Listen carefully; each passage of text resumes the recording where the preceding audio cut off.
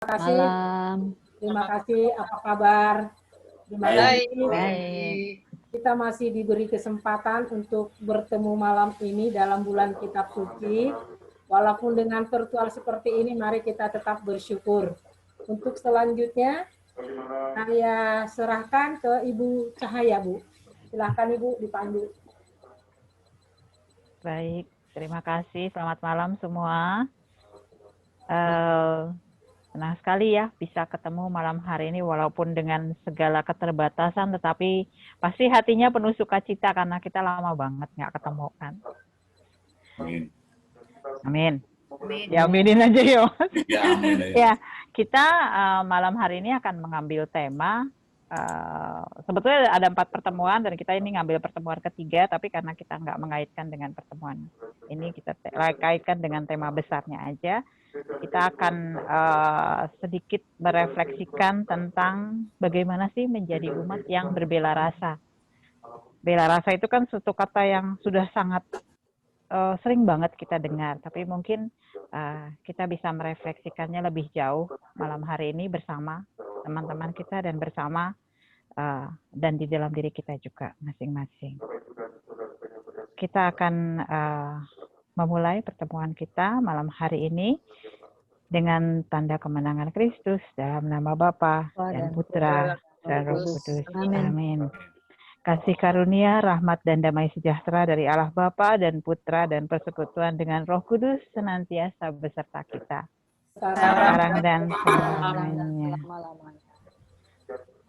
Bapak Ibu terkasih, malam hari ini kita akan merefleksikan sedikit atau banyak malah ya, karena malam hari ini adalah ini bulan ke-7 kita berada dalam situasi pandemi COVID-19 yang sejak Februari lalu sudah mulai kita rasakan dan menimbulkan banyak banget kesulitan di sekitar kita.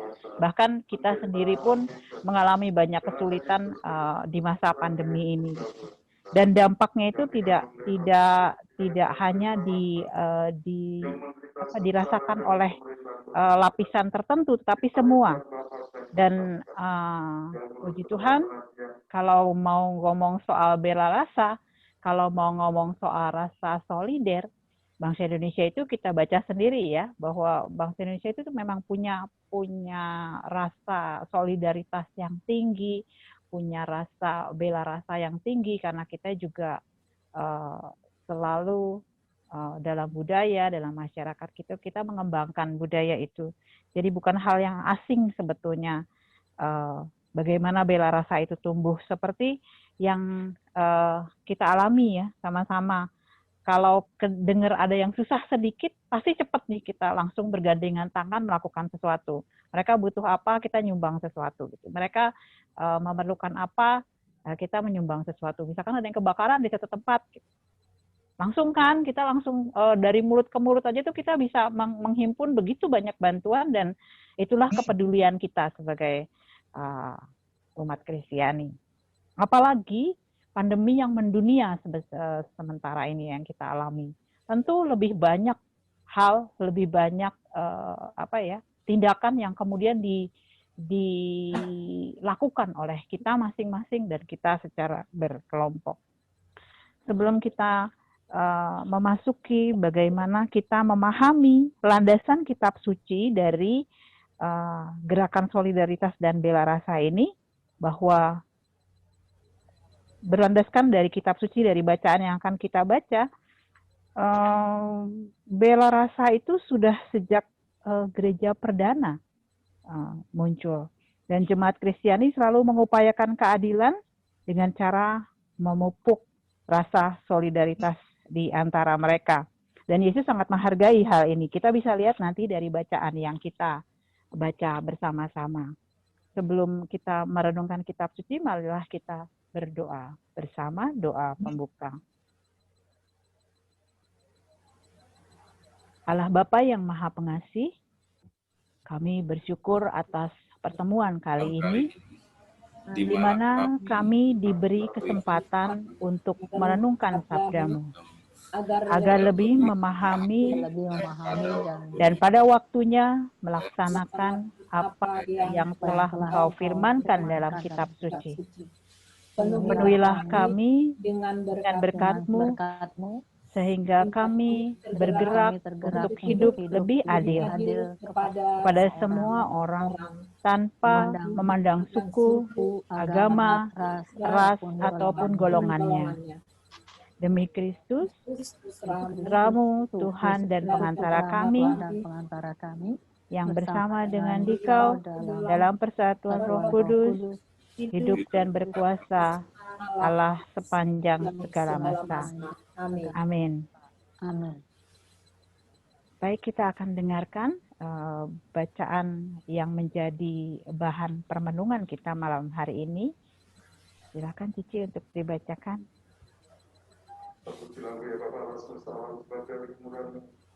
Bacaan dari Injil Markus bab 2 ayat 1 sampai dengan 12.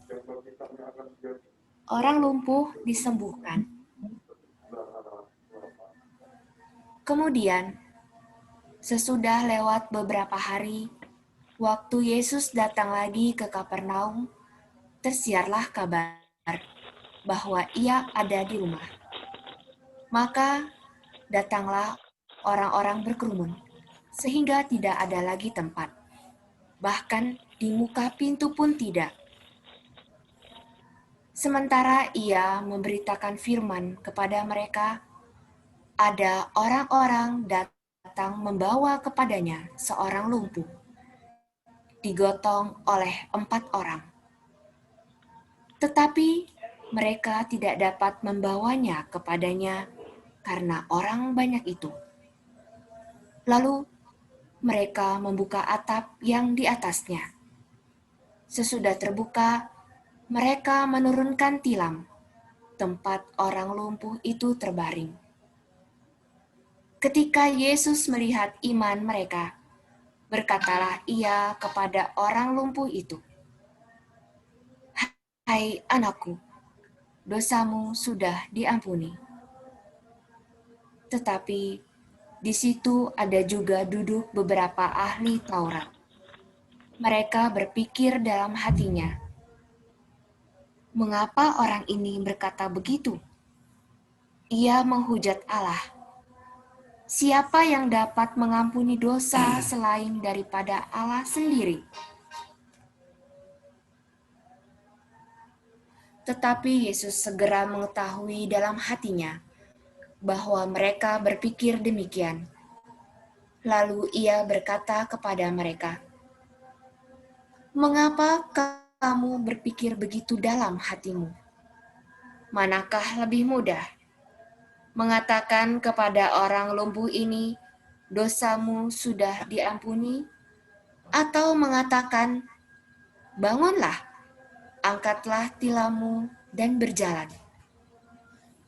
Tetapi supaya kamu tahu bahwa di dunia ini Anak Manusia berkuasa mengampuni dosa. Berkatalah ia kepada orang lumpuh itu, "Kepadamu kukatakan, bangunlah, angkatlah tempat tidurmu dan pulanglah ke rumahmu." Dan orang itu pun bangun, segera mengangkat tempat tidurnya dan pergi keluar di hadapan orang-orang itu, sehingga mereka semua takjub, lalu memuliakan Allah. Katanya, "Yang begini belum pernah kita lihat." Demikianlah Injil Tuhan. Terpujilah Kristus. Demikian tadi ya, kita sudah dengarkan. Terima kasih, Ci. Kangen banget loh dengar suara Ci. Thank you. Ya, malam hari ini kita diajak untuk merenungkan sebuah perikop yang udah sering banget sebetulnya kita dengar. Tapi sebelum sesudah ini sebetulnya kita bisa melihat lagi bahwa di masa itu mau digambarkan bahwa solidaritas itu sudah sangat terlihat sejak zaman itu. Kenapa begitu? Pada masa itu Yesus sudah sangat dikenal oleh masyarakat di sekitar. Jadi setiap dia datang ke satu tempat, pasti kemudian orang berkerumun untuk bertemu Yesus gitu, yang mereka anggap bisa menyembuhkan, bisa memberi makan, dan lebih dari itu secara politik mereka mengharapkan Yesus bisa jadi pimpinan mereka gitu. Jadi berkumpullah mereka setiap kali ada Yesus. Nah, yang diajak untuk dimaknai dalam perikop ini adalah di Markus 6 itu bisa dilihat peristiwa yang sama kira-kira. Yesus datang, kemudian apa yang dilakukan oleh orang-orang pada saat mendengar Yesus datang. Pada Markus 6 ayat 55 dibilang, maka berlari-larilah mereka di seluruh daerah itu dan mulai mengusung orang-orang sakit di atas tilamnya kepada Yesus di mana saja kabarnya ia berada. Jadi jiwa solidaritasnya itu yang mau diangkat di situ, bahwa setiap kali ada dengar Yesus datang, bukan saya sendiri yang saya sakit nih, saya datang, saya mau minta disembuhkan. Belum sampai ke situ, tapi lebih kepada ada orang sakit sana, yuk kita bawa sama-sama. Dan orang sakit itu tentu tidak bisa digendong sendiri atau 1-2 orang. Biasanya paling enggak berempat karena pakai tandu gitu ya. Jadi biasanya berempat gitu.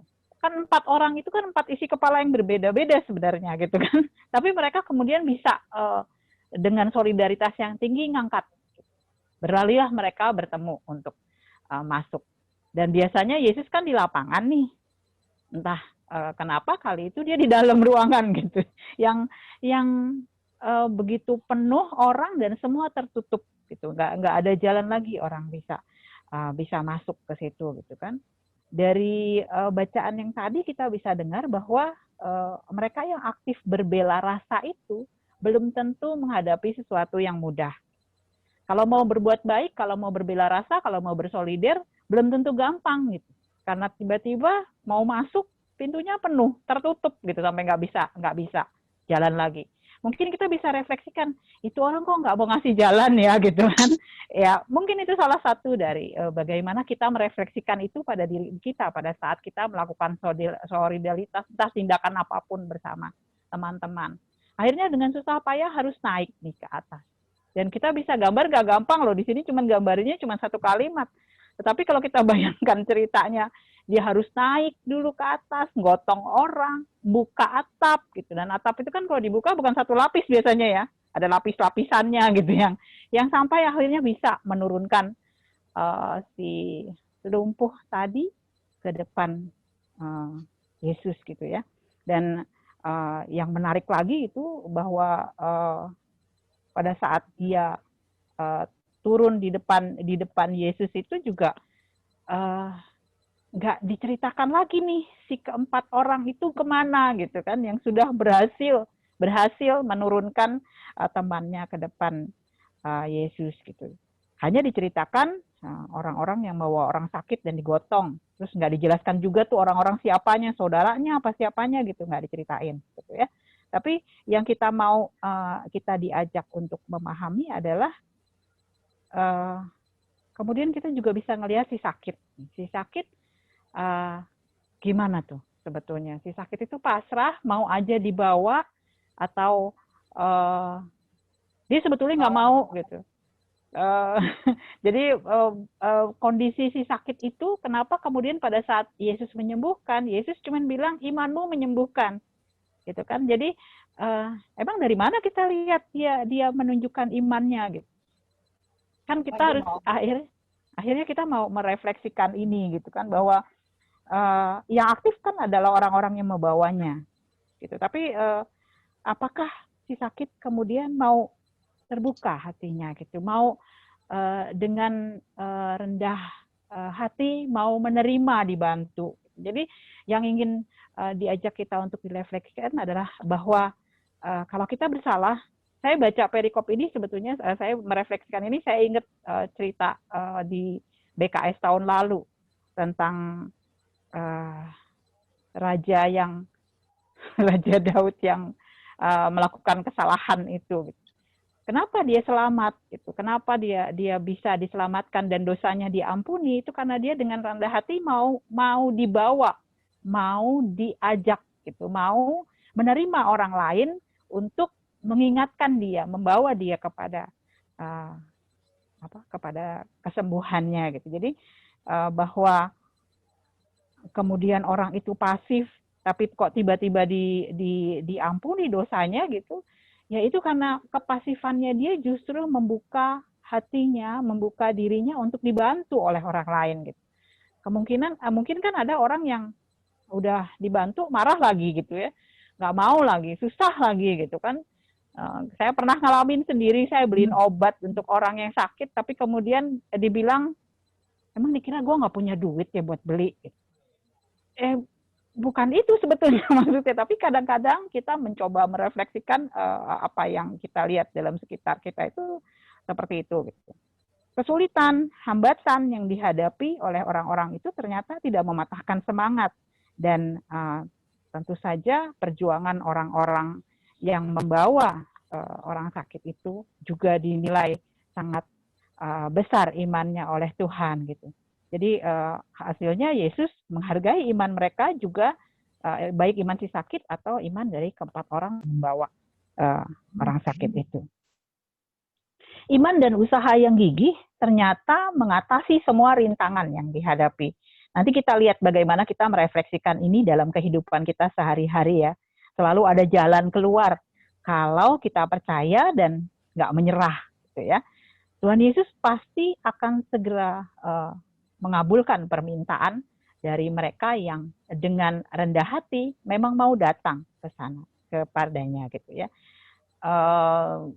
Orang di masa itu, orang sakit itu biasanya identik dengan orang yang berdosa ya, bahwa sakit itu adalah kutukan. Kita banyak lihat di Perjanjian Baru cerita-cerita Yesus menyembuhkan orang sakit, dan orang sakit itu biasanya dicap udah penuh dosa deh. Itu imbalan dari dosanya dia sehingga dia sakit. Itu kenapa yang pertama dilakukan oleh Yesus adalah mengampuni dosanya dulu, karena dianggap orang yang sudah diampuni dosanya akan menyembuhkan keseluruhan dari baik rohani ataupun jasmaninya.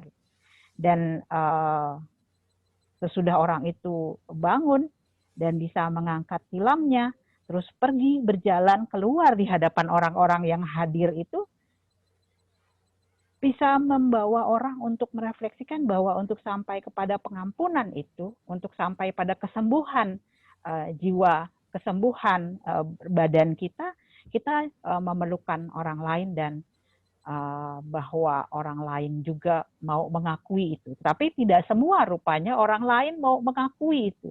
Kita lihat bahwa kemudian orang-orang di sekitar yang hadir di situ pun, itu dari awal tadi yang saya coba ingatkan, kenapa kok orangnya pada nggak minggir gitu, ada orang sakit mau lewat. Dan di situ bisa kita lihat bahwa nggak semua orang loh mau menerima, mengakui bahwa Yesus itu bisa mengampuni dosa, bisa menyembuhkan orang sakit. Jadi banyak orang di sekeliling yang ikut lari-lari bertemu dengan Yesus pun masih berpikir seperti itu, masih berpikir bahwa kok gitu sih dia gitu. Kayak ayat hari ini banget, ini khas banget nih ayat hari ini. Emang kamu iri gitu kan kalau Tuhan baik hati gitu. Itu kan sebetulnya kalau kita mau merefleksikan dalam kehidupan sehari-hari, itu mungkin kita yang berada di sekeliling itu gitu. Kita lihat banget gitu bahwa seorang berubah hidupnya karena dia diampuni dosanya, walaupun kita kan nggak bisa dengar langsung ya Tuhan mengampuni itu dengan cara bagaimana, kan kita nggak tahu gitu kan, atau Tuhan menyembuhkan dia dari apanya kan kita nggak tahu, tapi kita bisa lihat seorang berubah misalkan. Itu sebetulnya membuat kita kemudian bisa merefleksikan bagaimana sebetulnya Tuhan bekerja dalam diri orang itu. Kita kembali lagi bahwa rasa solidaritas yang membawa orang sakit itu bisa dikaitkan dengan tema besar dari bulan Kitab Suci.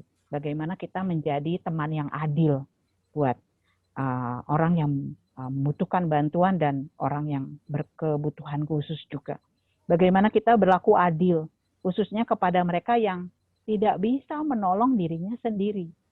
Itu poin penting menurut saya gitu, bahwa kalau kita berdosa pun, kita sudah mengaku dosa sekalipun, kadang-kadang gini, saya punya salah sama orang lain. Saya sudah mengakui kesalahan saya. Saya sudah ngaku dosa. Saya sudah beres dengan dosa saya. Tetapi kepada orang yang saya lukai itu, apakah urusannya selesai? Gitu. Kan kadang-kadang itu yang membuat kita balik lagi, jatuh lagi gitu ke dalam dosa. Padahal sebetulnya kalau kita sudah minta maaf dan orang tersebut tidak memaafkan, ya itu urusan dia, gitu kan? Di urusan saya dengan iman saya, dengan keyakinan saya sudah disembuhkan, itu oke, sudah selesai. Tapi kadang-kadang kita banyak kali mengalami seperti itu gitu dalam kehidupan sehari-hari, itu yang menyebabkan kita sulit untuk berlaku adil, sulit untuk memahami orang lain sebagai saudara yang dia juga membutuhkan gitu. Bukan saya aja yang membutuhkan untuk diampuni, orang lain juga butuh diampuni gitu. Bukan hanya saya aja yang butuh dibantu, orang lain juga butuh dibantu.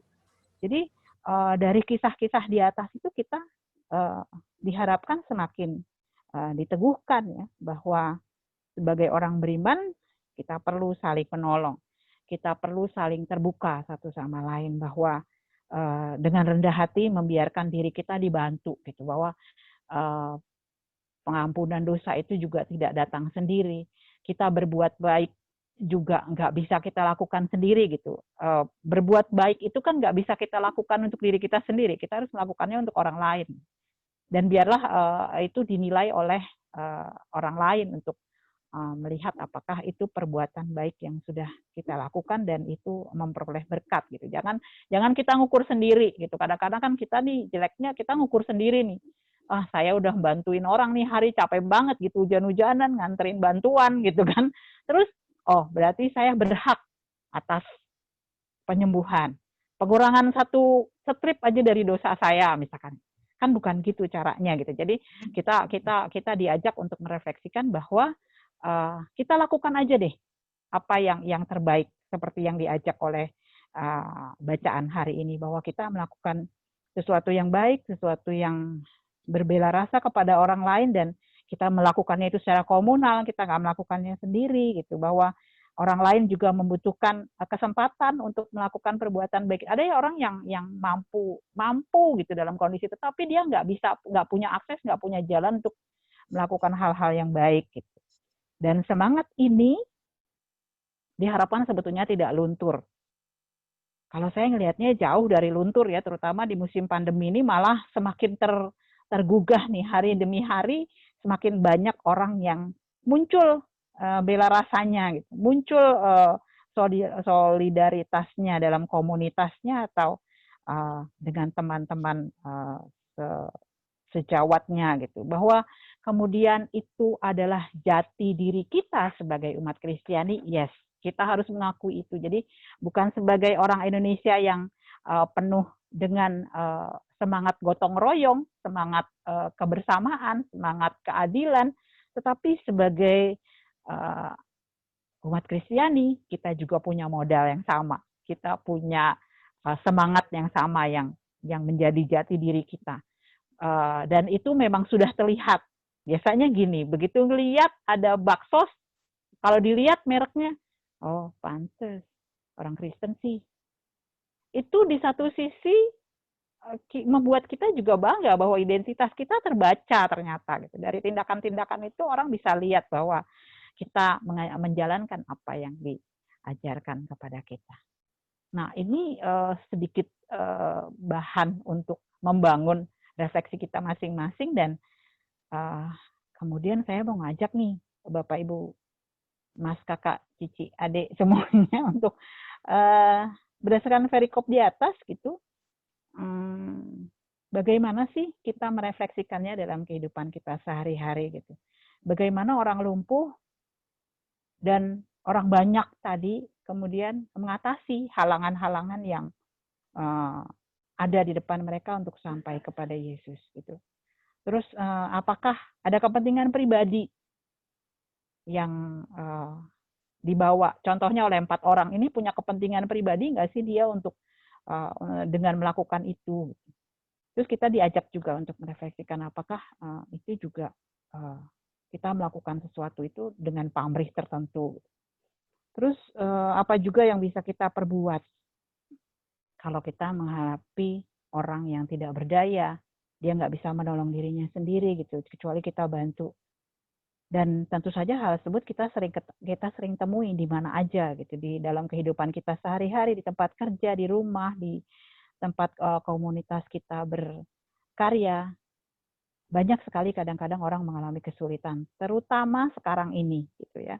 Terutama sekarang ini di masa pandemi ini yang banyak kita temui adalah orang yang tadinya justru saleh, justru baik, justru sangat dekat dengan Tuhan, pada saat pandemi malah dia pergi, malah dia nggak percaya lagi gitu sama Tuhan. Pada saat pandemi gini dia dapat kesulitan, malah jadi ternyata Yesus tidak seindah yang saya puja-puji itu.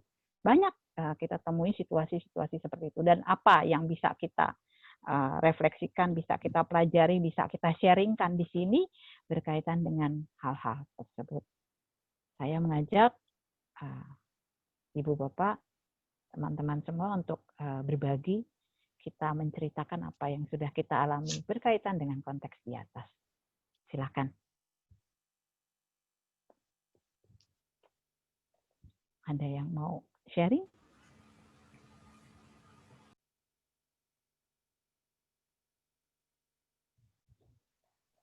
Biasanya harus ada mulai dulu baru nular.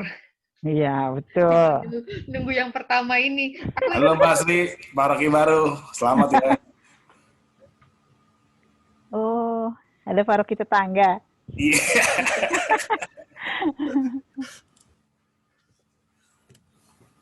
Ayo Mbak Muji.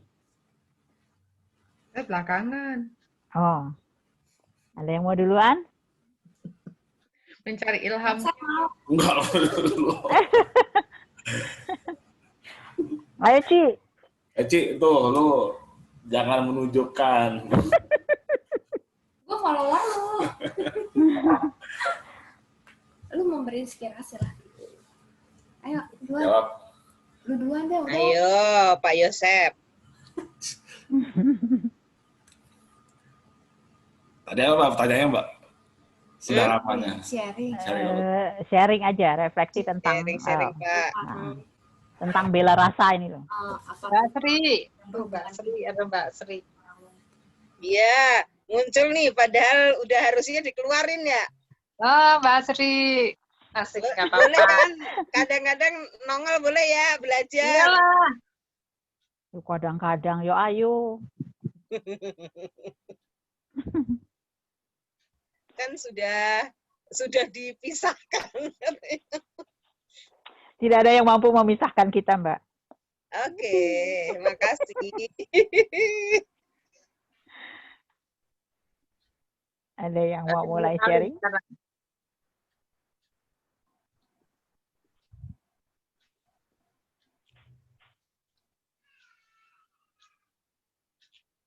Pada senyum-senyum semua ini.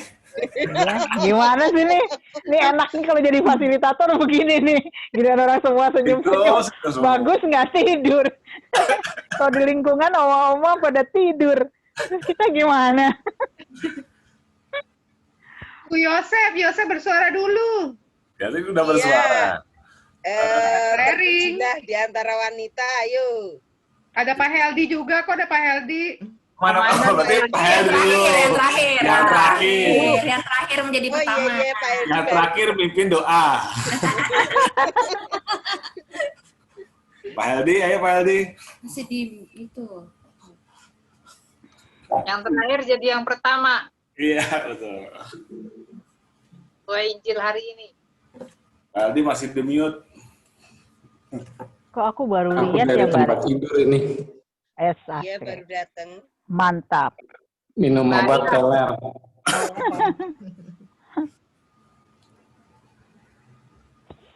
Siapa nih yang saya?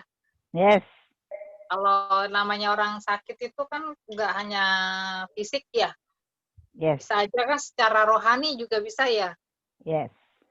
Misalnya dia yang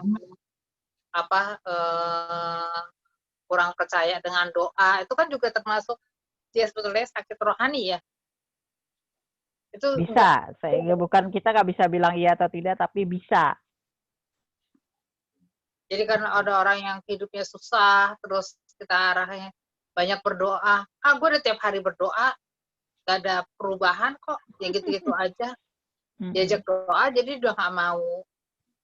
Padahal kan kalau kita mau ya dari hidup kita benar-benar kita percaya, doa kan gak mungkin sehari, 2 hari, seminggu nggak harus langsung dikabulkan ya, mungkin juga karena kita belum kelihatan kesungguhannya dengan gimana meyakinkan orang supaya bahwa ya satu-satunya kalau kita udah segala cara tempuh nggak ada hasil ya berteguh dalam doa. Walaupun saya udah ngasih sharing, saya banyak sekali dibantu ditertolong oleh doa, tapi orang yang putus asa itu bilang, ya lu doa aja, kalau gue sudah percuma dah, doa juga nggak dengar sama Tuhan. Nah itu kalau ngadepin orang yang seperti itu gimana tuh? Nah itu persis kayak kata Yesus tadi. Orang itu kan disembuhkan, Yesus bilang, Yesus melihat iman mereka. Jadi ya kalau menurut saya sih ya kurang beriman. Ya betul ya. Ada lagi yang mau membahas? Soalnya nih kalau mau kita mundur sebentar, kita masuk ke pertemuan yang lalu ini tentang ini. Iya, doa. Tentang bagaimana sih berdoanya. Kemudian berdoa itu kan ritual ya, ritual kita, ritual yang harus kita jalani, kewajiban kita sebagai umat beriman yang percaya kepada Tuhan. Tetapi minggu lalu ada bahasan penting sebetulnya yang cukup membuat kita juga mau mempertimbangkan kembali unsur itu dalam kehidupan kita. Bahwa iman itu harus direalisasikan. Iman itu nggak bisa bentuknya cuman kita rosario 5 kali sehari, kemudian kita beriman. Itu minggu lalu tuh, pertemuan minggu lalu saya mendengarkan Romo Nugi menjelaskan itu, bahwa iman itu yang kemudian bisa dilihat dalam doa Bapa kami. Kenapa kami gitu? Kenapa berilah rezeki pada kami hari ini? Karena bukan kepada saya, tapi kepada kami. Karena kita mendoakan orang lain juga, gitu. Dan mendoakan orang lain prinsipnya bukan hanya karena kita mau menyampaikan doa itu, saya nunjukin saya doakan pada orang lain juga loh. Tapi rasa kepedulian kenapa kita melibatkan orang lain jadi kami itu yang kemudian menjadi bentuk bela rasa. Ada nggak yang mau nanggapi yang lain tentang ini? Silakan. Nah, saya tadi menambahkan apa yang Mbak Aya katakan tadi, bahwa memang ketika doa tampaknya tidak terjawab, karena kan memang tidak sebatas pada ritual tadi yang dikatakan ritual, hanya dia mengatakan ya Bapa dan Bapa dan Bapa, tetapi tidak ada aksinya. Padahal kan ada pepatah yang seringkali kita lihat, kita baca, ora et labora. Mungkin banyak orang hanya di satu sisinya. Entah di oranya yang banyak, tapi laboranya kurang. Atau banyak laboranya, tapi orangnya kurang. Jadi ketika kita meminta sesuatu, sebenarnya juga Tuhan meminta kita melakukan sesuatu.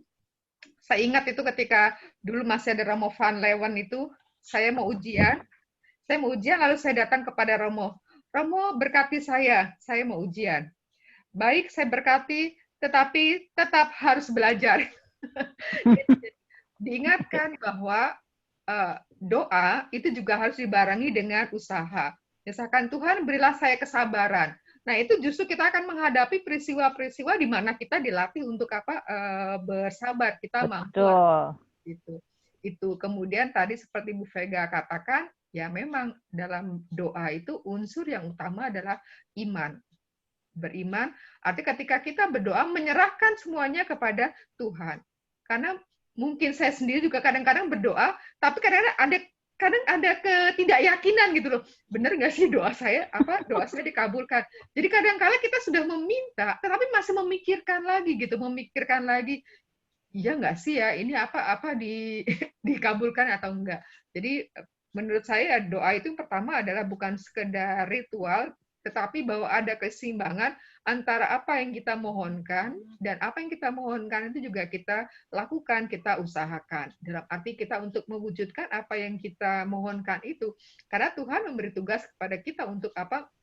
Untuk melakukan itu, juga seperti nasihatnya Santo Yakobus kan, iman tanpa perbuatan hakikatnya adalah mati. Nah, itu. Jadi kemudian juga berdoa ya benar-benar dalam arti kalau memang berdoa ya serahkan semuanya kepada Tuhan, hilangkan kebimbangan, hilangkan keraguan. Nah, itu seringkali kita ragu-ragu, meragukan Tuhan, apakah Tuhan bisa melakukan apa yang saya minta.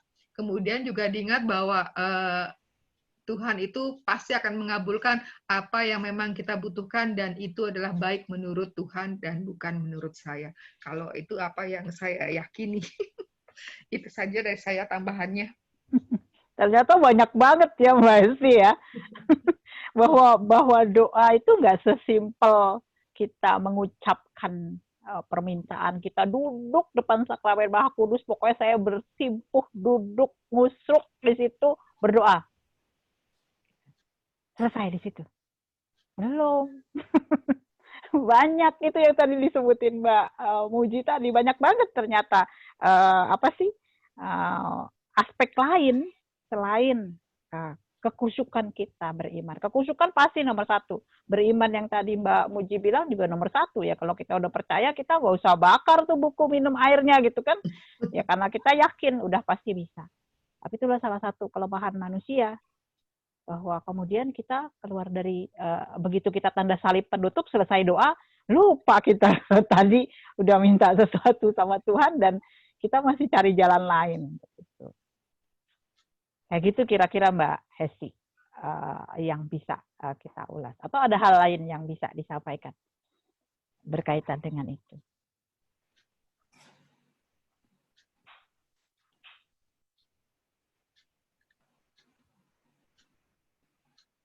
Selamat malam. Malam. Silahkan Om. Pak. Om Pimpa. Gambreng. Tampil dong kangen nih lihat wajahnya Aku lagi habis makan obat, jadi teler nih. Oh gitu. Ini sambil tiduran, jadi malu dong. Makanya kucel. Jadi boleh nggak gini, orang doa itu, kalau saya ibaratkan seperti anak kecil, betul-betul kecil, anak 2-3 tahun, yang minta macam-macam sama bapaknya gitu. Ada yang menurut kebutuhan dia cocok, bapaknya kasih. Tapi anak kecil gitu udah bisa ngomong, tapi belum ngerti, banyak maunya, banyak mintanya, kan tentunya banyak yang tidak dikabulkan gitu. Jadi saya berpikir kita berdoa seperti itu. Karena apa? Karena saya berpikir bahwa saya ini nggak ngerti gitu. Maunya Tuhan apa sih sebetulnya gitu kan. Nggak bisa percis. Saya pikir, ini sekarang saya lagi susah nih, minta pekerjaan dong gitu kan. Masa pekerjaan jelek sih kan enggak, kan buat nafkah keluarga segala macam gitu. Tapi Tuhan kalau punya rencana lain, dia lihat itu nggak bagus, kan juga nggak dikasih. Seperti seorang bapak menanggapi permintaan anaknya yang kecil itu. Jadi saya berpikir saya ini kayak anak kecil di hadapan Tuhan gitu. Nah terus katanya lagi kan doa orang beriman pasti dikabulkan gitu. Nah buat saya orang beriman adalah orang yang sudah menyatu dengan pribadi Allah, mau nggak mau dia udah tahu kira-kira Allah seperti apa maunya. Jadi orang beriman itu kalau saya bilang orang yang sungguh-sungguh beriman, nggak minta apa-apa lagi. Kalau doa ini dikatakan adalah satu permintaan ya. kecuali doa adalah ngobrol-ngobrol sama Tuhan, ya, terus bersyukur, terus lain-lain yang bukan permintaan gitu. Nggak tahu tadi yang dibahas ini doa dalam bentuk permintaan atau yang lainnya gitu. Tapi kalau doa permintaan buat orang beriman sebetulnya nggak minta apa-apa lagi. Kalau menurut saya, ya kira-kira begitu dulu ya. Nanti yang lain nyambung, ntar kita coba lagi gimana diskusi. Terima kasih. Siap, terima kasih Pak Heldi. Ya memang ya, doa itu kayak digambarkan, pernah dengar cerita yang anak digendong bapaknya terus dilempar ke atas gitu. Dia malah ketawa-ketawa loh. Padahal kalau bapaknya meleset sedikit aja dia jatuh itu gitu, nggak ketangkep sama bapaknya gitu. Dan dia Itu, percaya bapaknya. Iya, itu tadi dia percaya bapaknya pasti akan menopang dia. Ada lagi nggak yang mau membahas ini? Tapi kita larinya jadi ke doa nih ya, bukan ke bela rasa. Nanti Kita berkembang. Berdoa, berbela rasa itu kan juga bisa dengan berdoa, betul. Yes. Tapi kalau kita tahu doa yang bagaimana sih yang bisa nolong orang? Lah sekarang saya berdoa aja saya nggak dikabulin. Gimana mau nolong orang? Orang juga nggak dikabulin gitu kan. Saya cuma pengen menyinggung lagi ke bacaan yang tadi dibaca. Kalau kita lihat langkahnya ya, memang pertama itu yang Yesus lihat itu adalah iman orang itu. Itu nomor satu, iman. Tapi kadang-kadang iman itu tuh nggak cukup. Apapun definisi kita tentang iman ya. Karena setiap orang itu kan menerjemahkan iman itu berbeda-beda. Gitu. Singkatnya sih sebenarnya kalau kita beriman sama Yesus, ya kita nurutin semua hukum-hukumnya, peraturannya, nasihatnya, teladannya. Sebenarnya kan itu namanya beriman. Ada kan disebut bukan yang menyebut Tuhan yang akan memperoleh hidup kekal gitu kan. Nah, pertama Yesus dari bacaan tadi, Yesus itu melihat iman mereka. Di kalimat berikutnya langsung Yesus mengatakan dosamu sudah diampuni. Saya rasa ini sangat penting dan sering dilupakan oleh orang. Kadang-kadang kita berdoa, kita tuh memisahkan antara dosa kita dengan doa. Seakan-akan kita tuh jarang orang berdoa mau merefleksikan diri dulu. Saya tuh punya dosa apa ya? Malah ada teman saya waktu itu tuh lagi mau pekan suci. Jadi dia ngajak umat lah, yuk kita ngaku dosa gitu. Dia memang teman saya itu tuh suka menghimbau orang-orang yang kurang yang kurang aktif lah di gereja. Ada satu ibu bilang begini, maaf Pak, saya nggak merasa saya punya dosa. Dia ngomong begitu. Kemudian beberapa hari kemudian ibu tersebut itu tuh itu gasnya tuh meledak di rumahnya. Dia itu kena kebakarannya itu tuh yang udah di atas 50%. Waktu dia udah di rumah sakit mau dipanggilin Romo, kok Romonya itu nggak tahu ada halangan atau bagaimana sampai tuh maksudnya Romonya tuh nggak bisa datang. Nah, kira-kira 1 hari kemudian ibu itu meninggal tanpa dia bisa menerima sakramen pengakuan dosa. Saya di sini sih bukan mau menghakimin, tapi saya hanya berusaha, kebetulan saya teringat akan contoh itu gitu. Nah, seringkali kadang-kadang kita tuh minta-minta, padahal kita ini masih punya utang dengan orang lain atau dengan Tuhan yang kita sendiri kita abaikan. Karena apa? kan Yesus mengatakan, sebelum engkau memberikan persembahanmu, kalau engkau mempunyai ganjalan sesuatu dengan saudaramu, beresin dulu, baru kamu persembahin gitu loh, pemberianmu. Bayangkan, untuk memberikan kepada Tuhan aja, kita tuh harus berdamai dulu dengan orang. Kita harus berdamai dengan Tuhan juga sebetulnya, gitu loh. Baru kita bisa mempersembahkan. Apalagi kalau saya pikir kita mau memohon sesuatu kepada Tuhan, dengan kita sendiri masih memiliki dosa. Yang saya sayangkan, misalnya kalau ada kejadian, saya pernah dengar, ini pun diucapkan oleh rohaniwan, rohaniwati. Waktu itu ada bencana, mereka mengatakan gini, ini bukan hukuman dari Tuhan. Tuhan itu tidak menghukum orang. Sebenarnya saya kurang setuju. Saya bukan maksudnya mau menghakimin orang, tetapi kadang-kadang kita tuh perlu merefleksikan diri. Apakah saya ini sudah pantas untuk menghadap kepada Tuhan, entah dalam doa, entah dalam persembahan. Jadi kalau saya balikin lagi ke bacaan hari ini, pasti si lumpuh itu kan berdoa, karena Tuhan tuh tahu dalam hatinya. Doa itu kan hanya bukan diucapkan, tetapi dengan tindakan pun itu menjadikan suatu doa. Itu kan bisa dengan lagu, bisa tindakan, bisa dalam hati. Gitu. Tetapi step yang Tuhan berikan pada hari ini, malam ini melalui bacaan ini adalah kita harus punya iman. Kedua, kita pun harus mengakui dosa-dosa kita. Kan saya tuh di dalam iman kita itu pengakuan dosa itu kan artinya hubungan kita dipulihkan dengan Allah.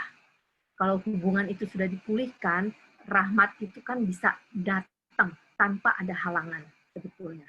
Jadi kadang-kadang ya, tapi memang kita nggak bisa yang bilang sama orang, oh kamu coba ngaku dosa dulu, ya nggak bisa. Tetapi ini hanya untuk refleksi kita sendiri. Dan suka saya renungkan gitu, maksudnya tuh itu tuh penting gitu. Jadi di samping ya memang apa yang kita minta harus sesuai dengan kehendak Tuhan, belum tentu baik dengan kita, tapi kita sendiri pun harus merefleksikan diri juga sebelum kita meminta.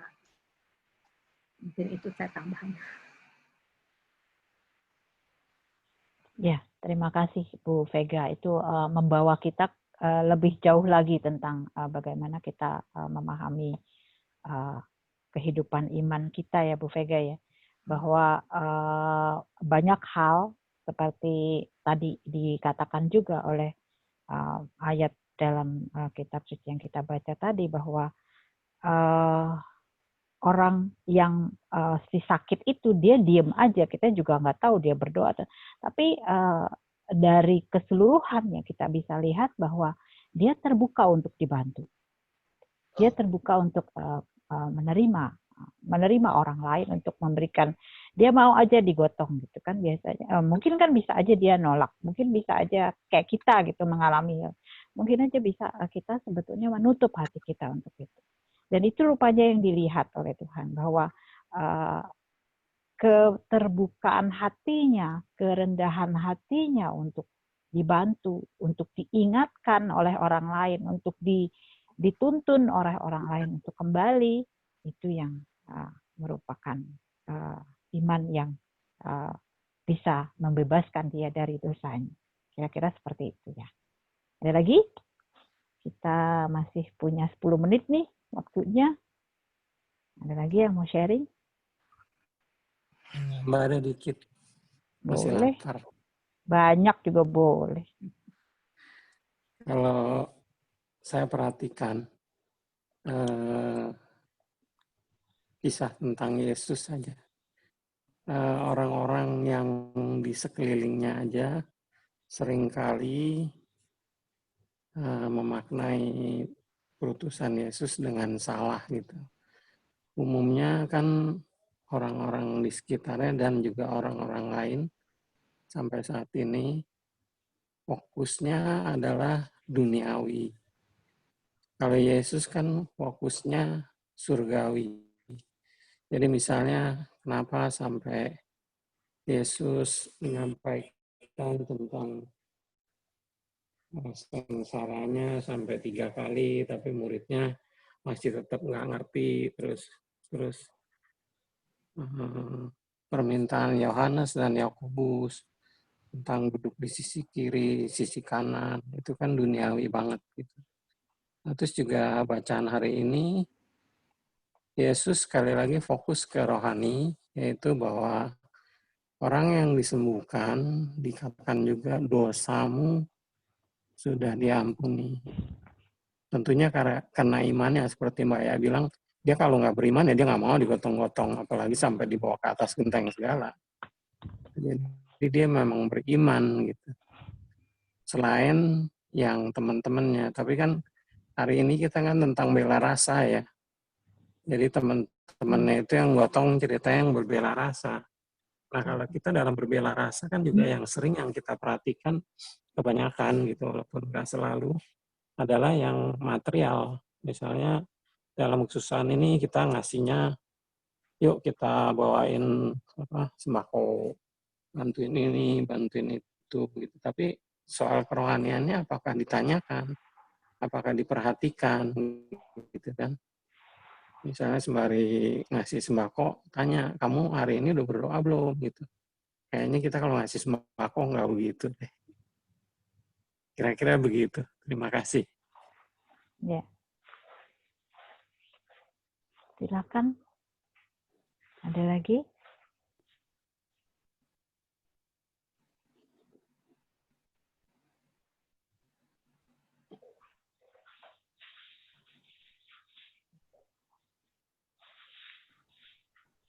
Kalau saya belakangan ini, terutama pada masa pandemi, awal-awal pandemi ini kan kerja dari rumah tuh. Kerja dari rumah, saya ternyata bukan kerja dari rumah, gitu. Ternyata kerja dari rumah teman saya yang lagi nyiapin bakso. Pak Heldi tahu tuh. Jadi kalau saya merasa saya nggak punya apa-apa gitu untuk membantu. Kalau untuk berdonasi, disuruh berdonasi, kalau saya harus berdonasi uang, saya bantuin bungkus aja deh, yuk, gitu kan. Saya bantuin bungkus, saya bantuin nganter, kita bantuin packing, ngangkat dan lain-lain. Buat saya itu intensinya gitu. Dan saya berusaha melakukan itu lepas dari segala niat seperti yang tadi. Apakah kita punya niat tertentu ya untuk melakukan itu? Apakah kita cari pamrih dalam hal tertentu? Iya, artinya gini, pamrihnya adalah saya pengen dapat berkat nih, gitu. Saya pengen dapat berkat dari apa yang saya lakukan. Bahwa apakah itu berkat itu bentuknya pengampunan atas dosa saya? Apakah berkat itu artinya besok saya masih bernafas, gitu? Apakah besok saya masih punya beras, gitu? Jadi berkat-berkat seperti itu dalam kehidupan yang saya intensikan biasanya dalam melakukan beberapa seperti kami di komunitas kami itu kan memang banyak, seperti tadi Pak Heldi bilang, kita banyak bantu bentuknya karitatif gitu kan. Jadi tapi terlebih itu juga ada kunjungan, kayak hari ini tuh kami mengantar bantuan untuk teman-teman disabel. Jadi ada satu komunitas disabilitas kan di pusatnya di Paroki Keramat sebetulnya. Tapi mereka tuh punya orang-orang yang ada di paroki kita gitu, ada di Galian, ada di daerah Cipinang Muara, daerah Cipinang Besar gitu. Jadi adanya di paroki kita mereka gitu. Jadi, tapi mereka bukan Katolik, sebagian bukan Katolik. Jadi dari komunitas itu mengantarkan, kan mereka udah susah banget nih pekerjaan. Karena biasanya mereka berjualan, yang jualan kerupuk ya udah nggak laku sekarang gitu kan. Kita banyak sering ketemu ya tunanetra yang jualan kerupuk. Itu banyak banget yang udah nganggur sekarang. Jadi mereka nggak bisa jualan lagi karena COVID ini gitu. Jadi banyak sekali dari mereka yang nggak punya lagi mata pencarian. Jadi itulah yang dibantu. Jadi selebihnya ya kita pasrahin aja deh. Kan banyak orang yang bilang nih, kamu nggak takut ya katanya jalan-jalan gitu. Kan sekarang lagi ganas-ganasnya nih virus gitu. Saya cuma bisa berdoa. Saya bilang, semoga salah satu rahmat yang saya terima itu adalah saya tidak kena sakit. Puji Tuhan, sejauh yang saya mampu sudah saya lakukan, dan puji Tuhan, saya masih selalu dibimbing oleh Tuhan, diberi kesehatan. Dan saya berharap itulah rahmat yang saya minta setiap hari supaya saya terus sehat. Itu salah satu bentuk lain dari doa, saya rasa. Ada yang lain nggak yang mau? Ya, saya. Nah, ayo. Tadi saya lupa itu. Catatannya belum keluar. Ya. Nah, kalau saya juga melihat bahwa berdasarkan kisah yang kita dalami bersama ini, bahwa bela rasa itu juga lahir dari kedalaman doa kita. Bagaimana relasi kita dengan Tuhan itu terbangun. Semakin mendalam relasi kita dengan Tuhan, maka hati kita pun akan menjadi mudah tersentuh ya, mudah merasa tidak tenang gitu kalau melihat ada sesuatu yang memang membutuhkan bantuan, membutuhkan uluran tangan kita. Memang bahwa bantuan tidak selalu dalam bentuk materi tadi disebutkan, bahwa bentuk sapaan ya, apalagi dalam situasi-situasi seperti ini, sapaan itu juga sudah sesuatu yang luar biasa, apalagi bagi orang-orang yang mungkin kurang mendapat sapaan. Jadi bagi saya bahwa kalau saya sungguh-sungguh ya ingin memiliki bela rasa yang sungguh-sungguh, bela rasa yang murni, yaitu adalah merupakan buah dari doa saya. Maka ya saya bersyukur dalam hal ini bahwa Tuhan itu membantu saya, menggerakkan saya dalam situasi sulit seperti ini untuk berbuat sesuatu, ya, berbuat sesuatu. Dan ketika saya melakukan sesuatu itu, lalu saya katakan, semoga ini menjadi berkat. Sehingga sekecil apapun yang saya lakukan, itu bisa menjadi berkat bagi orang yang saya bantu, dan juga menjadi berkat bagi saya. Dalam arti, saya dimampukan lagi untuk melakukan yang lebih gitu. Melakukan yang, dan bisa dilakukan kepada yang lain lagi. Jadi itu saya sih merasakan, kalau saya semakin dekat dengan Tuhan, ya hati itu sering kayak senggol-senggol. Iya. Untuk kira-kira seperti kira-kira kayak gitu ya, Mbak Muji ya rasanya. Itu pengalaman saya sih. Bu Jabat, ada yang mau disampaikan?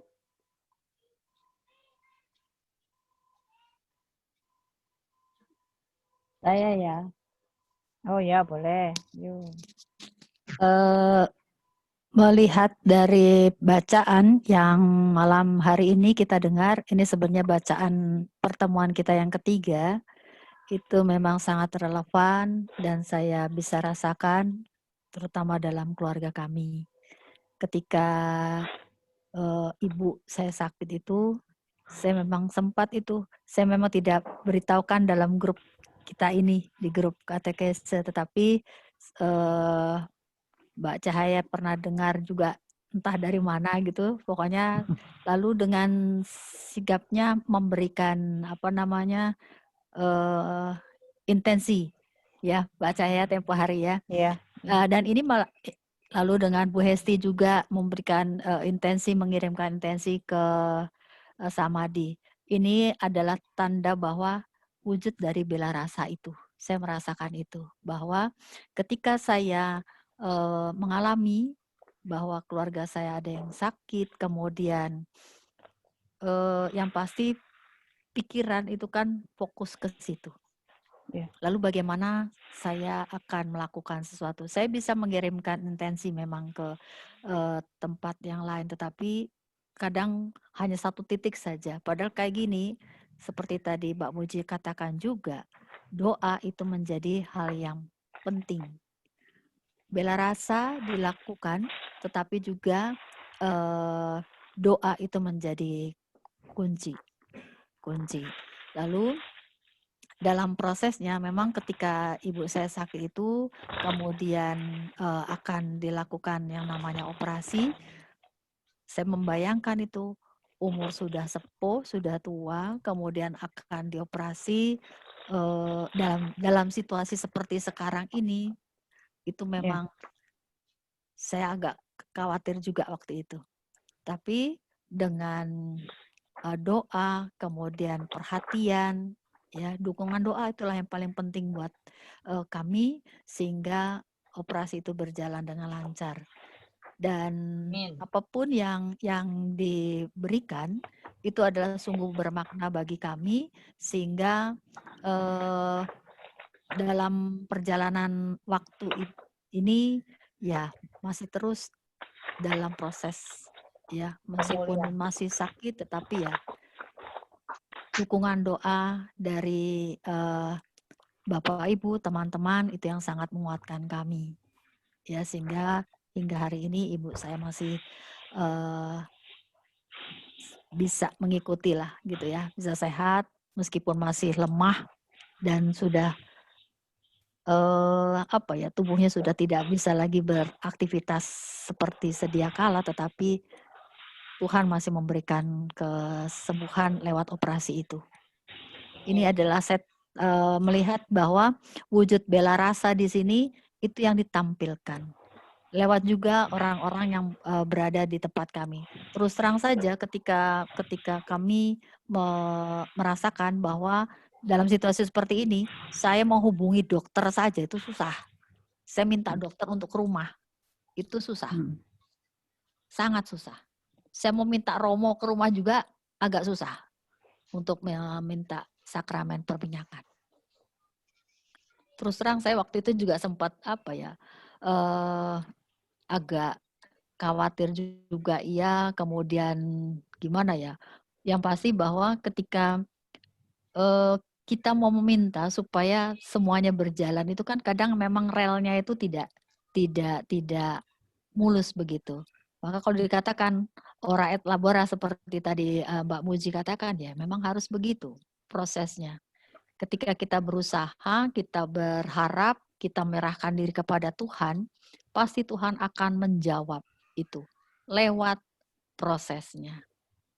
Pertama ya pastinya lewat doa, yang kedua lewat proses sehingga proses dalam operasi itu berjalan baik, mendapat sakramen perminyakan juga boleh dikatakan lancar, meskipun itu juga memang dihadiri hanya keluarga dan juga pengurus di lingkungan kami, ya. Karena memang kita tidak bisa mengundang, artinya memberitahukan kepada warga di lingkungan kami, tetapi paling tidak adalah perwakilan yang menurut saya itu adalah wujud bela rasa mereka yang diberikan kepada keluarga kami. Maka dalam kesempatan ini terima kasih Bu Hesti, Mbak Cahaya yang ikut ambil bagian. Pastinya juga Bapak Ibu sekalian sudah ikut mendukung dalam doa sehingga operasi waktu itu ibu saya bisa berjalan lancar dan hari ini hingga hari ini pun masih diberikan kesehatan. Terima kasih. Puji Tuhan. Amin, puji Tuhan. Itu sebetulnya yang disampaikan Mbak Muji tadi ya. Rasanya itu ada ya Mbak ya, bahwa aduh, saya bilang mau operasi, tapi kondisinya masih belum ini gimana? Saya sendiri kalau orang tua saya begitu, saya pasti ngerasain itu gitu. Betapa saya sebetulnya perlu pegangan gitu, entah apa ini. Jadi mau datang ke sana, Mbak Restinya bilang nggak boleh Cah, nggak boleh ke sini. Jadi gimana dong gitu. Jadi malam itu orang yang terjangkau aja sama saya itu sampai Bengkulu loh Mbak doanya. Iya, intensinya macam-macam. Dari Bengkulu, dari Samadi, kemudian Jogja, gitu kan. Ada yang sampai Bengkulu itu doanya sejapri. Tolong, iya, yang di Lampung, yang di semua. Tolong ini, saya bilang itu. Mungkin kalau saya yang berdoa masih jauh gitu, tapi kalau yang sudah suster, sudah Romo rasanya lebih dekat sedikit gitu kan doanya. dibanding. Dan lagi itu mereka yang kenal gitu kan, ketika kita tahu kenal gitu, terus dia langsung japri gitu. Aduh, ini adalah sesuatu yang menguatkan kami. Ya, puji Tuhan. Ya. Ada lagi?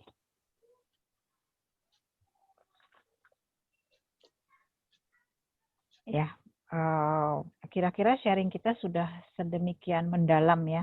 Sudah banyak hal yang bisa kita serap dari pengalaman teman-teman kita, dari sharing-sharing yang sudah disampaikan, bagaimana sebetulnya kita mau memupuk bela rasa itu.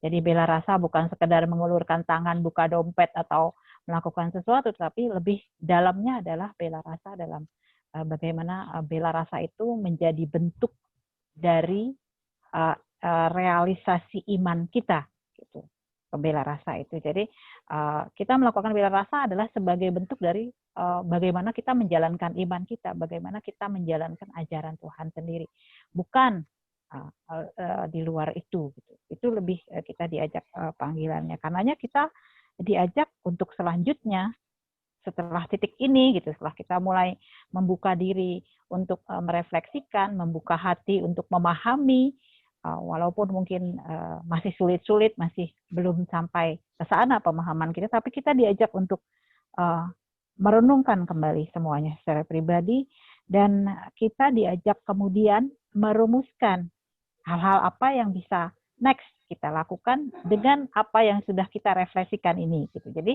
apa yang sudah kita bangun tadi, pemahaman-pemahaman banyak dan kaya tadi, bisa menjadi sarana untuk kita kemudian membangun sikap bela rasa sesuai dengan ajaran iman kita. Itu kaitannya dengan pertemuan ini sebetulnya. Kita diajak menjadi saudara yang adil kepada orang lain, terutama pada masa pandemi ini.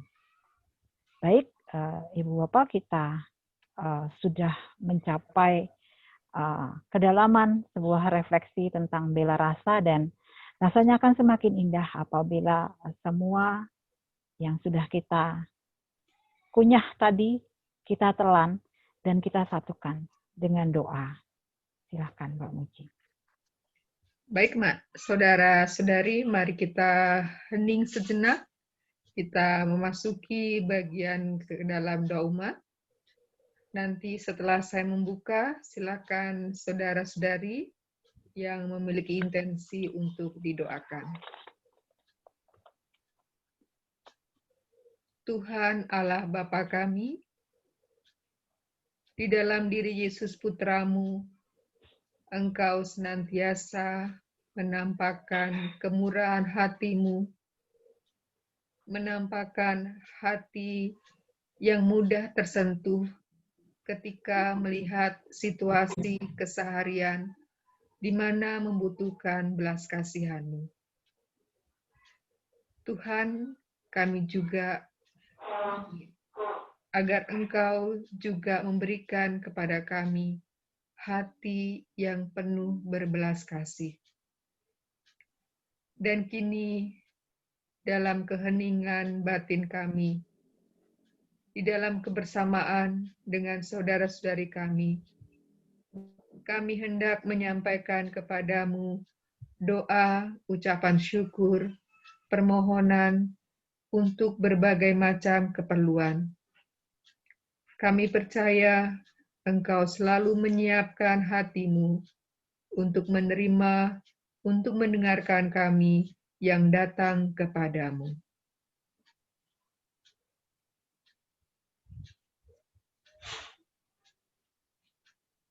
Bapa yang penuh kasih, kami mengucap syukur karena Engkau masih memberikan kesehatan dan kekuatan bagi kami, khususnya dalam keluarga kami, sehingga kami masih boleh melakukan segala aktivitas kami dengan baik. Secara khusus malam hari ini kami berdoa untuk ibu kami, Ibu Kristiana Mukinah, yang pada hari-hari ini kondisinya masih lemah. Kiranya Engkau memberi jamahan tangan-Mu yang kudus pada ibu kami, sehingga ibu kami mengalami kekuatan, dan semangat yang berasal darimu. Berilah ia selalu kekuatan, berilah ia selalu kesehatan, sehingga ia dapat melalui aktivitas di masa tuanya ini dengan penuh sukacita bersama dengan keluarga besar kami. Berilah kami juga kesehatan dan kekuatan di dalam mendampingi dan merawat ibu kami, sehingga kami pun boleh merasakan kasih-Mu yang luar biasa yang Kau tunjukkan dalam diri kami, seperti Engkau sendiri mengalami ketika Bunda Maria senantiasa mendampingi di dalam perjalanan salib-Mu. Semoga lewat peristiwa itu juga hidup kami semakin dan Kau beri selalu kekuatan, kesabaran, dan kebijaksanaan-Mu. Kami mohon. Kabulkanlah doa kami ya Tuhan. Doa kami ya Tuhan.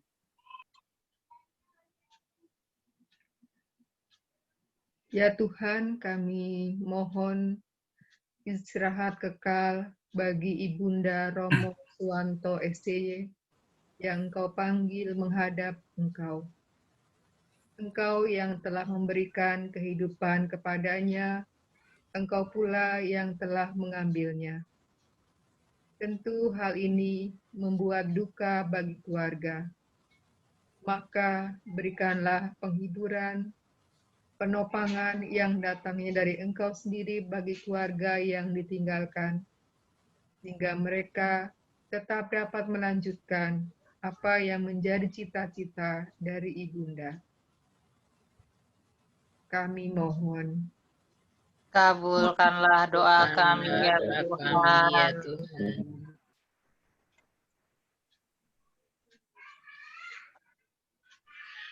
Ya Bapa, pada malam hari ini saya juga berdoa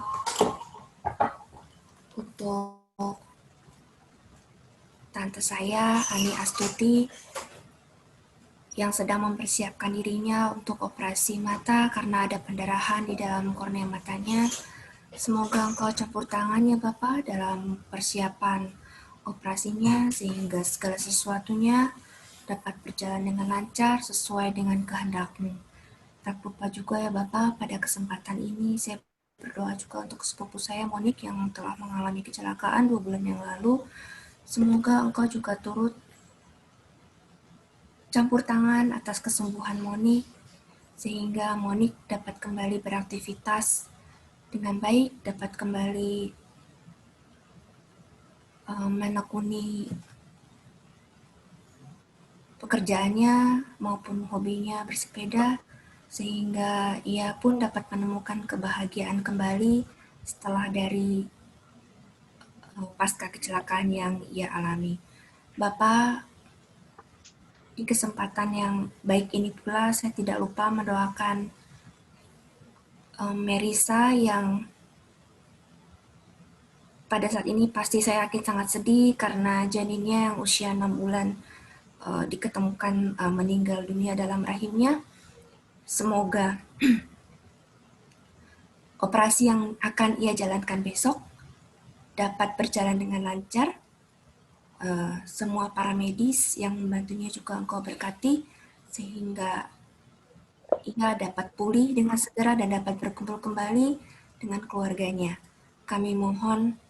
Kabulkanlah doa kami ya Kabulkanlah doa kami ya Tuhan. Doa kami ya Tuhan.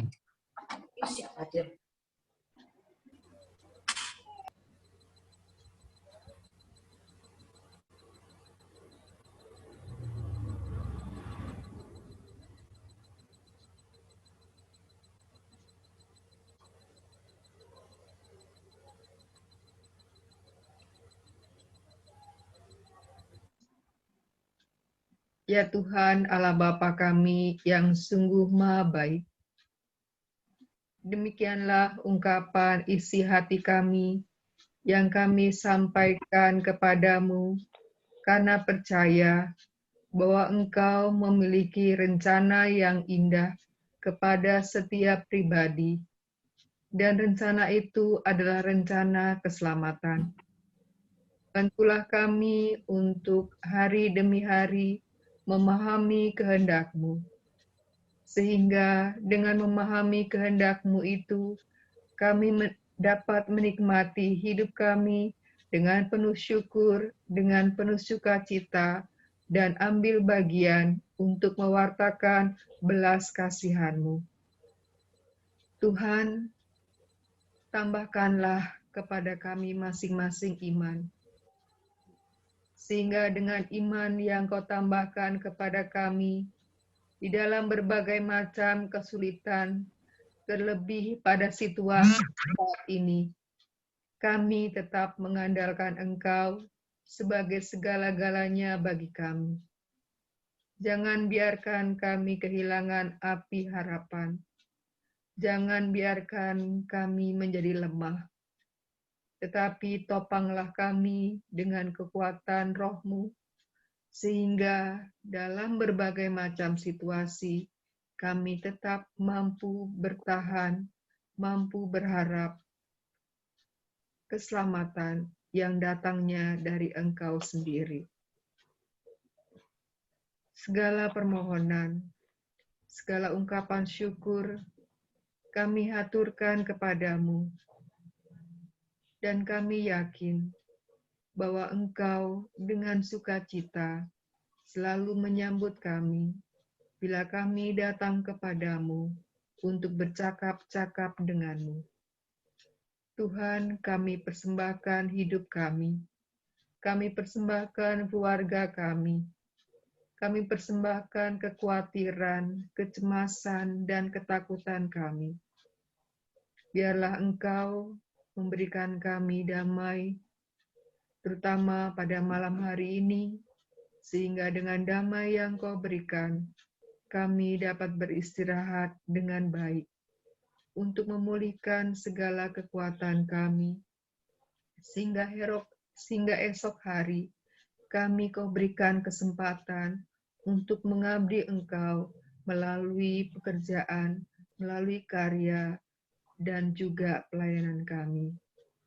Tuhan, semuanya kami persembahkan kepadamu, dan kami teguhkan, dan kami kuatkan, bersama dengan doa yang diajarkan putra-Mu kepada kami semua.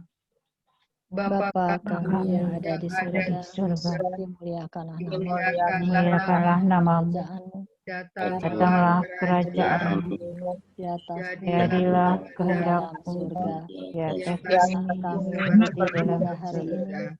dan Berilah kami rezeki pada hari ini, dan ampunilah kesalahan kami, dan janganlah seperti kami pun mengampuni, bebaskanlah kami dan dari janganlah masukkan kami ke dalam pencobaan, tetapi bebaskanlah kami dari yang jahat. Amin. Bunda Maria, Bunda kami bersama, doakanlah kami putra-putrimu. Doakanlah agar kami kuat dalam situasi sulit seperti saat ini. Dampingilah banyak orang yang berupaya untuk mengatasi pandemi COVID-19 ini. Salam Maria, penuh rahmat Tuhan sertamu. Terpujilah Engkau di antara wanita, Dan terpujilah buah Yesus. Santa Maria, Bunda Allah, doakanlah kami yang berdosa ini, sekarang dan waktu kami mati. Amin. Salam Maria, penuh rahmat Tuhan sertamu. terpujilah Engkau di antara wanita, terpujilah buah tubuhmu Yesus. Santa Santa Maria, Bunda Allah, doakanlah kami kami yang berdosa ini, sekarang dan waktu kami mati. Amin. Salam Maria, penuh Penuh rahmat Tuhan sertamu. terpujilah Engkau di antara wanita, dan terpujilah buah tubuhmu Yesus. Santa Maria, Bunda Allah, doakanlah kami yang berdosa ini, sekarang dan waktu kami mati. Amin.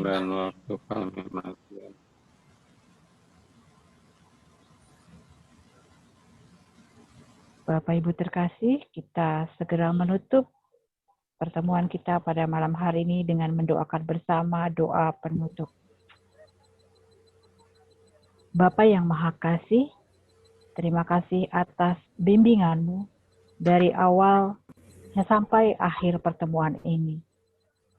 Banyak hal yang kami bicarakan dan kami sharingkan bersama setelah merenungkan sabda-Mu dalam Injil Markus ini.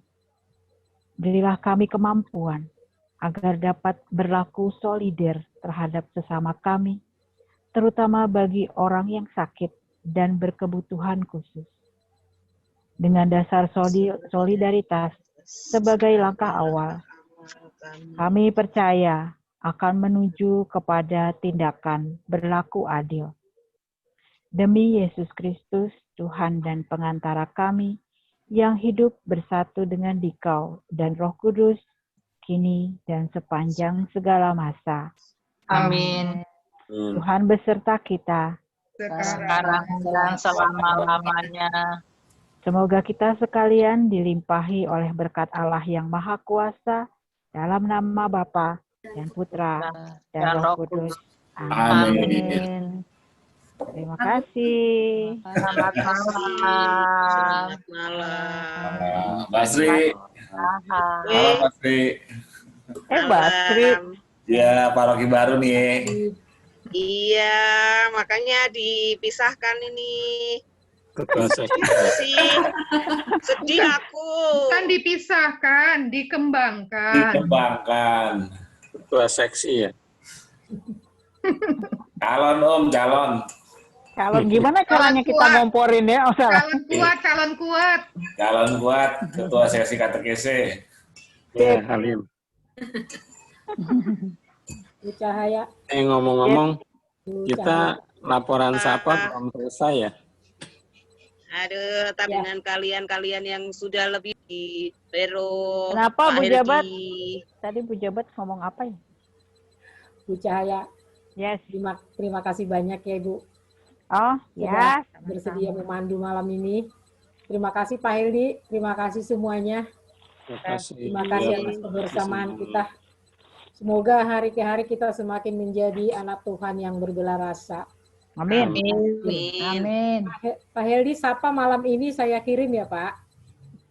Oh, sapa beres ya. Ya, saya jujur udah. aja. Saya Alhamdulillah. rencana setelah ini Pak baru ini. Baik Bu Jabat, terima kasih ya. Saya udah coba sekretaris itu didukung ya. Saya sudah saya sudah laporan. Pewartaan tinggal katekese saja. Kalau katekese sudah berarti saya sudah plong. Berarti di kelompok sebelah ya Pak? Setelah ini Pak. Bapak bukannya dua dampingannya. Mas Yosef kasih tanggal jatuh tempo hari ini, tanggal 20. Nah, kalau katekis 2 menit selesai sih Bu, saya yakin. belum dibuka udah selesai. Enggak. Selesai 2 menit. Sip. Terus jangan lupa itu kita ada pertemuan itu Bu Jabat ya untuk membahas tadi solar kalau kata Mbak Cahaya. Solar Mbak ya? Iya, solar yang tahun lalu kan. Oke. Itu kalau saya di seksi sebelah rencananya mau Selasa sih kumpul, kalau di sini kalau yang pengen Pak Heldi hadir kan nggak bisa Rabu ya. Selalu Rabu tanggal berapa kita Mas Yas ya? Rabu besok ada pertemuan Pak.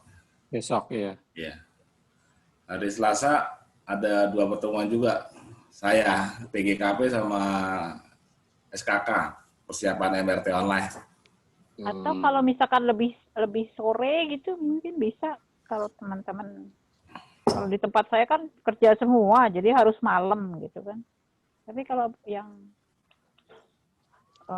bisa lebih sore mungkin bisa hari Rabu ya, sebelum Bapak Pak Heldi. Dapat. Tadi internet saya mati. Ini pakai HP. Jadi datanya dari Telkom. Kenceng tapi kan habis hujan lagi bening. Terus habis pas mau doa, lobet. Saya kira cuma saya tadi. Saya tadi tiba-tiba mati. Untung charger deket. Makanya kok Mbak Aya mau masuk lagi, keluar tahu. Mati Mbak, habis baterainya. Ternyata yang keluar masuk bukan aku doang ya. Tenang Mbak, makanya nggak usah ini, biarin aja yang lain juga pada keluar masuk dengan masalahnya masing-masing. Ya untuk minggu depan. Ya tuh, tanggal 26 ya. 27. 27. Hah? Hari 26 ah. Minggu 27. 27. Oh salah tuh. Minggu kan 27. 27. Sama ini kayaknya ada acara juga deh. 26 Pak adanya Pak. 26 ya? Iya. Nah itu apa? 27 maksudnya itu. mungkin BKS keempat ya? Enggak, mau itu yang 27 kita yang Katolik salah kaprah. Oh, iya ya. Oh, saya di kepala saya yang Mas Yosep nih kerjaannya. Yang 26. Katolik salah kaprah jilid 2. Salah sangka. Salah paham. Salah duga. Katolik salah paham. Vero. Oi. Hadiahnya dari siapa yang nyiapin? Aku bikin kuis. Aku pertanyaan sudah tinggal masukin ke kuis. Oh iya, ada kuisnya ya? Iya katanya. Iya. Nah, itu kuisnya itu aku sudah nyiapin pertanyaan sehubungan dengan BKSN. Apakah mau ditambahkan juga dari buku salah kaprah? Nggak usah lah. Usah BKSN aja. Seputar BKS aja nggak apa-apa kok. Ya sudah, jadi minggu depan aja setelah salah kaprah, untuk menutupnya kita kuis itu ya. Boleh. Kuisis, pakai kuisis. Itu nggak instan kan di share linknya gitu kan? Pada saat itu karena dia ketika buka linknya akan ganti-ganti terus. Iya. Jadi dibuka pada waktunya. Nanti saya kasih misalkan sekarang, nanti linknya udah ganti lagi. Iya. Boleh. Live, betul live. Game. Kuisis. Nanti saya coba ingatkan Romo deh karena kemarin kan dia sempat ngomong iya akan diusahakan, cuma saya ingatkan aja deh apakah beliau join atau bagaimana. Saya coba ingatkan lagi ya. Romo Wahyu. Yes, Romo Wahyu. Nah, teman-teman, kalau teman-teman punya intensi doa, mau dibantu doakan, boleh disampaikan ke saya. Karena saya bersama dengan komunitas, ya terbuka sih untuk siapapun yang bisa. Tiap malam minggu jam 8 malam kami itu doa Thesaurus Hati Kudus. Dan kami mendoakan siapa yang ngirim intensi ke kami. Ikut bergabung monggo, tidak ikut bergabung juga bebas. Jadi kelompok doa terbuka. Oke, Mbak. Ya. Terima kasih. Iya. Buat saya boleh deh. Ya? Intensi buat saya nih penyakitnya biar pada berangkat pergi. Tulis saja kok, tulis di WA ke Japri saya sehingga nanti ketika di awal doa biasanya semua intensi kita bacakan di bagian depan. Boleh. Terima kasih sebelumnya ya. Sama-sama. Sabtu jam berapa, Mbak? Kami jam 8. Pakai Zoom, Mbak. Pakai Zoom. Ya kan teman dari Palembang, dari mana-mana, karena dari India yang ikut gabung. Jam 8 malam. Karena kalau jam 8 malam harapannya yang mereka makan malam itu sudah beres. Ya itu nanti itu dah Kak, palingnya saya share di grup nanti yang memang waktunya cocok mau bergabung monggo. Bebas. Ada panduannya ya, Bu? Pakai teks yang Thesaurus itu ya, Mbak? Ya ada, tapi saya sudah siapkan PPT-nya kok. Saya juga ngajak murid-murid saya, jadi ada beberapa murid yang ikut doa bersama. Siapa tahu nanti gabung di CM sih. Anak cowok, Ada customer cowok. ada cowok dan cewek juga. Aku tawarkan mereka mau ikut silakan. Ya supaya kan juga dengan gini kan kita ngasih masukan-masukan supaya mereka nggak jenuh, mereka nggak boring kan, menyemangati mereka. Oke, terima kasih. Thank you. Ya. Oke. Selamat malam. Selamat malam. Terima kasih. Sampai ketemu lagi. Minggu depan berarti ya? Ya, hari Minggu. Minggu depan. Ya. Sabtu Minggu. Minggu. Malam Minggu Thesaurus. Nah iya kan Sabtunya kan Iya. Thesaurus itu kalau Iya, betul. Minggunya yang salah paham. Ya. Salah emang. Salah paham bener. Salah paham. Iya, bukunya muter-muter katanya. Belum nyampe tuh. Ya Allah. Tahu gitu digojekin aja kali Mbak, nggak ditik. Enggak, soalnya saya kadang di Cengkareng, kadang di Jelambar, kadang di Halim. Oh, orang kaya, dia rumahnya banyak. Kaya. Bukan karena kaya, Mbak, justru karena nggak ada tempat. Itu salah satu ini berkatnya. Jadi nggak banjir lagi kan, Mbak? Khusus hari Minggu di Halim. Apa boleh? Boleh. Enggak, Mbak Sri itu khusus hari Minggu tuh di Halim. Yang lainnya bisa pindah-pindah di Jelambar, mau di mana gitu kan? Iya. Iya. Karena Kaling itu harus standby di paroki. Paroki kita nggak jalan di kegiatan katekese itu apa? Ada teman itu dia di paroki Kranji atau apa, mereka tetap tuh katekese tetap jalan. Jadi itu dia kalau minggu pertama itu pertemuan dengan online, nanti minggu berikutnya ngasih tugas, minggu berikutnya online, jadi tetap tetap jalan. Iya, Kampung Sawah juga tetap jalan. Kita enggak ya. Yang mana nih kegiatannya apa Mbak Muji? Katekese persiapan baptis. Nah, persiapan berarti baptis, komuni pertama, ada yang tetap jalan. Komper sih kan kalau dijalanin pun nanti pada saat pelaksanaannya sulit. Kalau jumlahnya enggak ini. Kan dibagi-bagi Pak, katanya kalau saya dengar dari teman saya dibagi-bagi. Jadi enggak yang memberikan krismanya siapa? Oh enggak, bukan krisma, komuni pertama. Kemarin saya ketemu sama Pak Vigjen rapat, memang harusnya sih itu ditunda semua. Adapun seandainya pun baptisan mau dilaksanakan paling yang untuk calon menikah aja.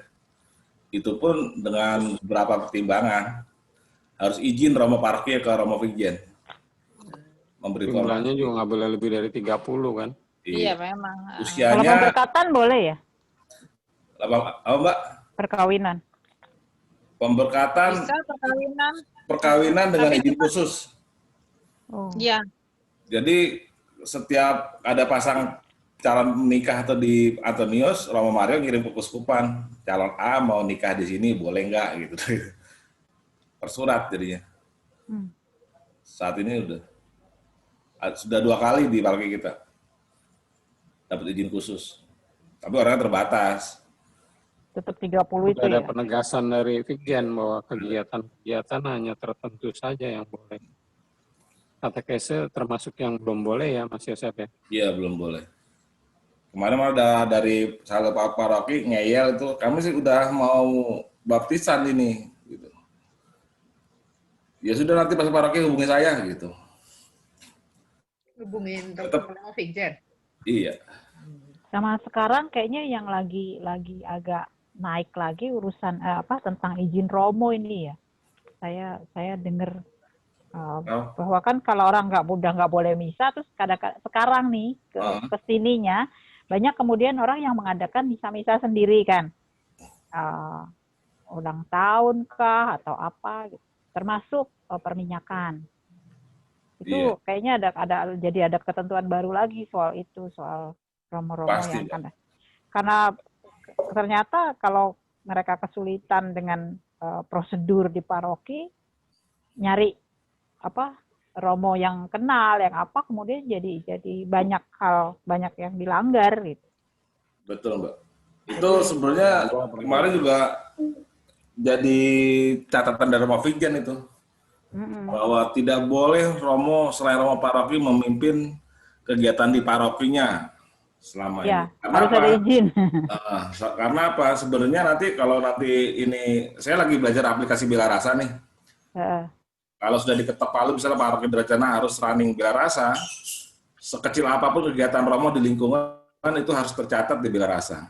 Agak ribet jadinya. Misalnya nih, dari lingkungan Mbak Aya ada yang mau perminyakan. Dia harus lapor ke romo kan. Terus tim 3KP, tim Apateo, dia harus meninjau dulu tuh apakah aman atau enggak, diselidiki tuh pasiennya aman atau enggak. Ketika sudah aman, dari pengurus lingkungan daftar itu yang besok mau ikut. Orang yang sakitnya siapa, romonya siapa, yang mendampingi siapa-siapa aja, terdaftar di Bela Rasa, baru tuh bisa jalan. Saat pelaksanaannya harus scan QR code lagi tuh, peserta semua yang ikut, seperti itu. Iya, saya dengar. Karena saya kan kebetulan bekerja di komunitas yang romonya nggak di paroki gitu, jadi kan mereka sering banget nih diundang sana, diundang sini. Ya, betul. Ya muncullah pembahasan itu bahwa ternyata mereka itu harus lapor sekarang gitu kalau ke paroki. Di komunitas Kampung Amber nggak salah ya, itu ada banyak romo-romo non paroki nggak salah ya. Banyak. Nah itu kan kemarin dari paroki mana ya? Itu dia mau ngadain misa ganti-gantian romonya, romo paroki, terus minggu depannya romo non paroki. Sama Romo Vigan bilang tidak boleh gitu, hanya romo paroki, titik, nggak ada toleransi gitu katanya. Iya, karena kan jadi sejauh bisa berkomunikasi dengan romo parokinya sih nggak apa-apa gitu. Cuman masalahnya kan harus izinnya itu yang membuat. Emang sekarang sih ribet.